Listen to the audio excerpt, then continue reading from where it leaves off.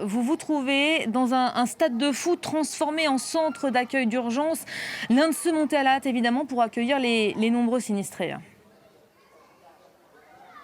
Tout à fait. Nous sommes très exactement au niveau du stade du 20 août à Marrakech, même pas très loin d'ailleurs de la vieille ville. Ce stade a été transformé donc en centre d'accueil pour héberger toutes ces personnes dont les maisons ont été détruites ou fragilisées à la suite du tremblement de terre qui a eu lieu ici même. Là, comme vous le voyez derrière moi, des matelas sont posés à même le sol et ce centre d'accueil vient d'ouvrir ses portes ce matin même pour accueillir toutes ces personnes qui n'ont aucun endroit où dormir. Il s'agit là, comme vous le voyez, de familles, surtout de femmes et d'enfants en bas âge qui ont été accueillis dès ce matin. Cette tente donc a été posée au niveau de la pelouse de ce stade. Cette tente a une capacité d'accueil qui peut arriver jusqu'à 1000 personnes. Une autre tente sera montée dans les heures ou les jours à venir et qui accueillera cette fois-ci les hommes donc qui font partie aussi de ces foyers familiaux.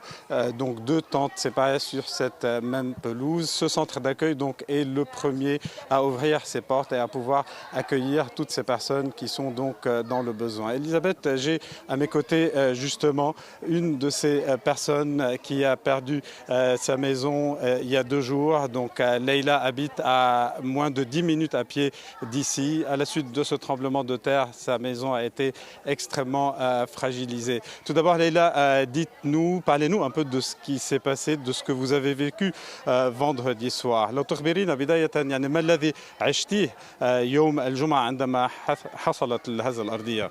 لقد عشت رعب قوي جدا أنا وأبنائي في المنزل.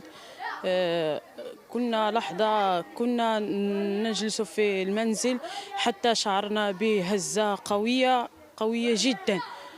لم نعرف ماذا حصل ففجأة انطفى النور في البيت. انهدم البيت. لحظة خرجت أنا وأبنائي مسرعين. قمت بانتشالهم باثنين وأمي مريضة بمرض مزمن حتى هي لم نعرف مثل فاجعة. Donc elle nous parle de cette scène de panique qu'elle avait vécue avec sa famille. Donc elle était avec ses 2 enfants en bas âge, cet enfant d'1 an et demi, une autre fille de 5 ans et demi. Lorsque le tremblement de terre a eu lieu, le plafond s'est effondré, la poussière qui s'est dégagée et l'électricité qui a été coupée.